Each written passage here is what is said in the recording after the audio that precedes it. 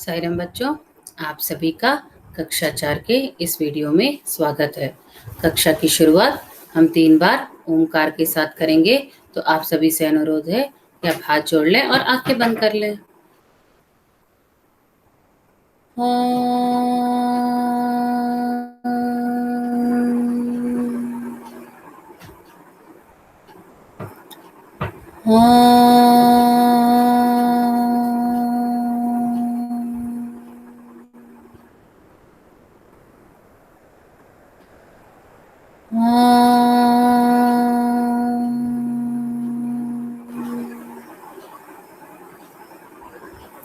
साईराम बच्चों, हम नाव बनाओ कविता पढ़ रहे थे। अब उसकी के आगे के भाग में हम पाठ्य पुस्तक संबंधित प्रश्नोत्तरों पर चर्चा करेंगे।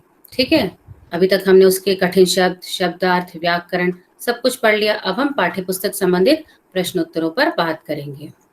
तो सबसे पहले बच्चों, मैं अपना स्क्रीन शेयर कर रही हूँ। बच्चों, मैंने अपना स्क्रीन शेयर करना शुरू कर दिया है। इस वीडियो में हम पाठ में आए जितने प्रश्नोत्तर हैं उन पर बात करेंगे।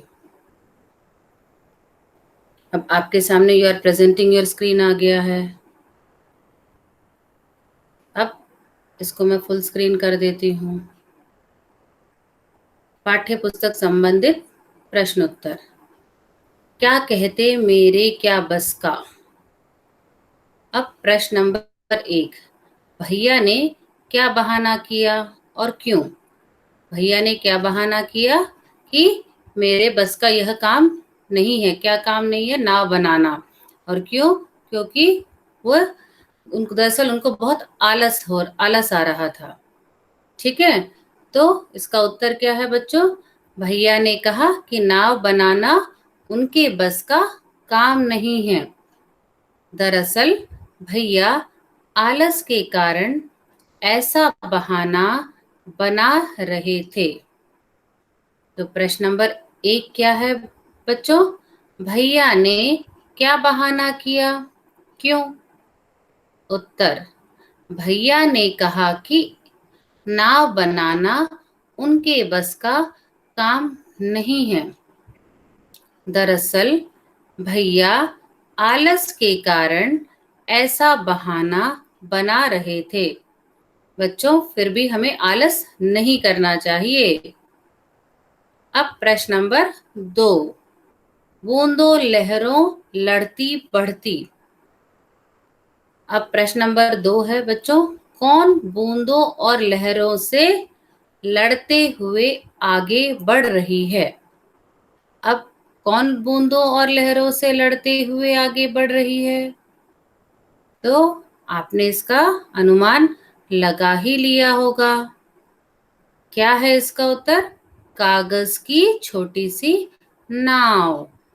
ठीक है, कागज की छोटी सी नाव बूंदों और लहरों से लड़ते हुए आगे बढ़ रही है। आशा है आप लोगों को भी नाव बनाने आ गया होगा। कागज की छोटी सी नाव बूंदों और लहरों से लड़ते हुए आगे बढ़ रही है। अब प्रश्न नंबर 2 क्या है बच्चों? कौन बूंदों और लहरों से लड़ते हुए आगे बढ़ रही है? कागज की छोटी सी नाव बूंदों और लहरों से लड़ते हुए आगे बढ़ रही है। अब हम आगे बढ़ते हैं बच्चों प्रश्न नंबर 3 पर। गुल्लक भारी अपनी खोलो। अब बच्चा क्या कह रहा है कि गुल्लक भारी अपनी खोलो। ये आपकी गुल्लक भारी है, आप अपनी गुल्लक खोलो। तो प्रश्न नंबर 3 क्या है? किसकी गुल्लक भारी है, किसकी गुल्लक हल्की है। अब बताइए किसकी गुल्लक भारी है। जब मैंने आपको नाव बनाओ कविता समझाया था, तब मैंने ये बताया था कि किसकी गुल्लक भारी है। भैया की गुल्लक भारी है। और किसकी गुल्लक हल्की है? बच्चे की। तभी वो कहता है अपने भैया से कि गुल्लक भारी अपनी खोलो। इसका उत्तर क्या होगा? देखिए, भैया की गुल्लक भारी है और बच्चे की गुल्लक हल्की है। ठीक है, किसकी गुल्लक भारी है बच्चों? भैया की गुल्लक भारी है और किसकी गुल्लक हल्की है? बच्चे की गुल्लक हल्की है। अब हम प्रश्न नंबर 4 पर आते हैं। किन्हीं 4 महासागरों के नाम लिखिए जिनसे बादल पानी भरकर लाता है। अब हम किन्हीं 4 महासागरों के नाम लिखने हैं, कोई भी 4। तो क्या है उसका? अटलांटिक महासागर, हिंद महासागर, प्रशांत महासागर और आर्कटिक महासागर। कौन से 4 महासागर हैं? अटलांटिक महासागर, हिंद महासागर, प्रशांत महासागर और आर्कटिक महासागर। अब मैं प्रश्न नंबर 3 और प्रश्न नंबर 4 को एक बार और पढ़ देती हूँ। प्रश्न नंबर 3, किसकी गुल्लक भारी है और किसकी गुल्लक हल्की है? तो किसकी गुल्लक भारी है? भैया की गुल्लक भारी है और बच्चे की गुल्लक हल्की है। अब हम आते हैं बच्चों प्रश्न नंबर 4 पर। किन्हीं 4 महासागरों के नाम लिखिए जिनसे बादल पानी भरकर लाता है। उत्तर क्या है? अटलांटिक महासागर, हिंद महासागर, प्रशांत महासागर और आर्कटिक महासागर। अब हम आगे बढ़ते हैं बच्चों प्रश्न नंबर 5 पर। क्या सचमुच बारिश के बादल समुद्र से पानी लाते हैं? वे मतलब बादल इतना सारा पानी कैसे लाते होंगे? क्या सचमुच बारिश के बादल समुद्र से पानी लाते हैं? वे इतना सारा पानी कैसे लाते होंगे? क्या सचमुच बारिश के बादल समुद्र से पानी लाते हैं? हाँ, बारिश के बादल समुद्र से पानी लाते हैं। ठीक है, इसका उत्तर क्या है? हाँ, बारिश के बादल सचमुच समुद्र से पानी लाते हैं। अब वे इतना सारा पानी कैसे लाते होंगे? सूरज की गर्मी से समुद्र का पानी भाप बनकर आकाश में चला जाता है। वहां इकट्ठी हुई भाप धीरे धीरे ठंडी होकर पानी की बूंदों का आकार ले लेती है। वही बूंदें बादल का रूप लेकर पानी बरसाने लगती हैं। आशा है बच्चों आपको इसका उत्तर समझ आ गया होगा कि वे इतना सारा पानी कैसे लाते होंगे। मैं एक बार और इस प्रश्न और उत्तर को पढ़ देती हूँ। प्रश्न नंबर 5, क्या सचमुच बारिश के बादल समुद्र से पानी लाते हैं? वे इतना सारा पानी कैसे लाते होंगे? उत्तर, हाँ, बारिश के बादल सचमुच समुद्र से पानी लाते हैं। सूरज की गर्मी से समुद्र का पानी भाप बनकर आकाश में चला जाता है। वहां इकट्ठी हुई भाप धीरे धीरे ठंडी होकर पानी की बूंदों का आकार ले लेती है। वही बूंदें बादल का रूप लेकर पानी बरसाने लगती हैं। अब हम आगे बढ़ते हैं।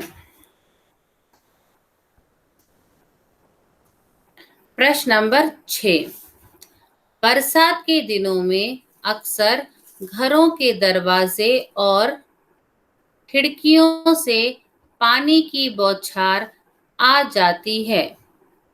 कभी कभी छत से पानी टपकने लगता है, सीलन भी आ जाती है।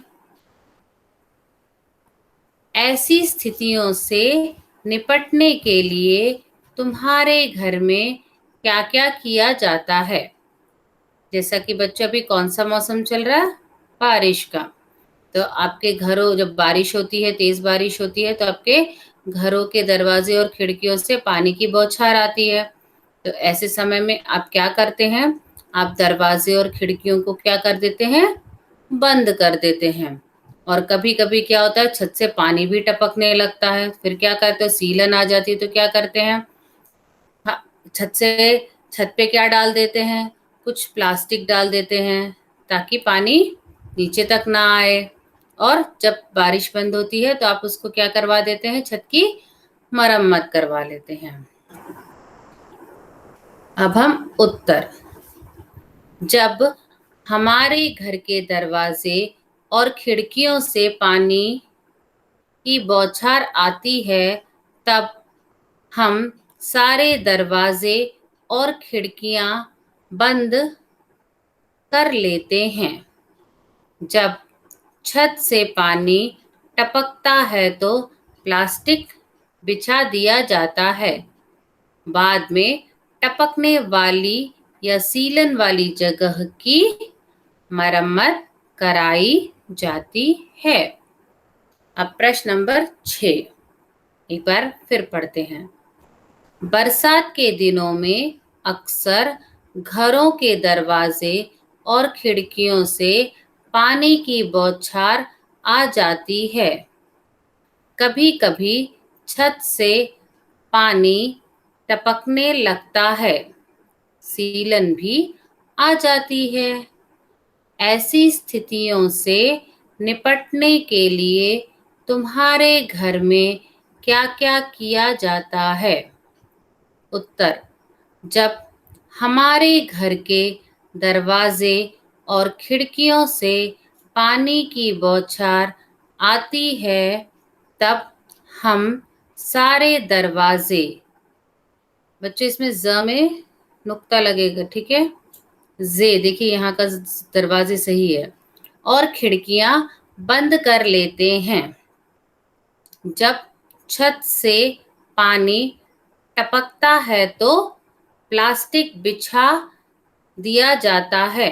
बाद में टपकने वाली या सीलन वाली जगह की मरम्मत कराई जाती है। अब हम आते हैं बच्चों प्रश्न नंबर 7 पर। बारिश के मौसम में गलियों और सड़कों पर भी पानी भर जाता है। तुम्हारे मोहल्ले और घर के आसपास बारिश आने पर क्या क्या होता है? बताओ। बताइए अब क्या क्या होता है जब बारिश के मौसम में गलियों और सड़कों पर पानी भर जाता है? और आपके मोहल्ले और घर के आसपास अगर बारिश आने पर क्या होता है? चारों तरफ क्या होता है? पानी भर जाता है, कीचड़ हो जाता है। और क्या करते थे आप? बारिश का जमकर मजा लेते थे। अब ये बच्चों इस लॉकडाउन में आपको बारिश में बिल्कुल नहीं निकलना है, लेकिन पहले आप क्या करते थे? बारिश का मजा लेते थे। जहां पानी इकट्ठा हो वहां पर क्या करते थे? आपके घर के आसपास कोई पानी इकट्ठा हो तो उस जगह पर नाव बनाकर नाव भी तैराते थे। तो इसका उत्तर क्या है? देखिए, बारिश होने पर मोहल्ले में पानी भर जाता है, चारों तरफ कीचड़ ही कीचड़ हो जाता है और कचरा पानी पर तैरने लगता है। बच्चों के लिए यह मनोरंजन का समय होता है। वे इस पानी में खेलते हैं। जमे पानी के कारण आने जाने में काफी परेशानी होती है। बच्चों, इन प्रश्नों के उत्तर आप अपनी भाषा में भी लिख सकते हैं। अब प्रश्न नंबर 7 एक बार मैं पुनः पढ़ देती हूँ। बारिश के मौसम में गलियों और सड़कों पर भी पानी भर जाता है। तुम्हारे मोहल्ले और घर के आसपास बारिश आने पर क्या-क्या होता है, बताओ। बच्चों, कृपया आप बारिश के मौसम में बिल्कुल भी घर से बाहर ना निकलें। ये सिर्फ आपको अनुमान लगा के लिखना है। जब बारिश होती थी, पिछले साल जब बारिश होती थी, तो क्या-क्या करते थे, उसी के आधार पर आपको लिखना है। बारिश होने पर मोहल्ले में पानी भर जाता है। चारों तरफ कीचड़ ही कीचड़ हो जाता है। कचरा पानी पर तैरने लगता है। बच्चों के लिए यह मनोरंजन का समय होता है। वे इस पानी में खेलते हैं। जमे पानी के कारण आने जाने में काफी परेशानी होती है।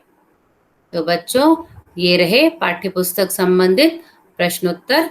शेष हम अगले वीडियो में करेंगे। तब तक के लिए बच्चों, साई राम। आशा है आप सभी ने नाव बना लिए होंगे। नहीं बनाना सीखा होगा तो आप पिछला वीडियो देखिए, उसमें मैंने आपको नाव बनाना सिखाया है। तो आप उसको देख करके नाव बनाना सीख जाएंगे। ठीक है। साई राम बच्चों।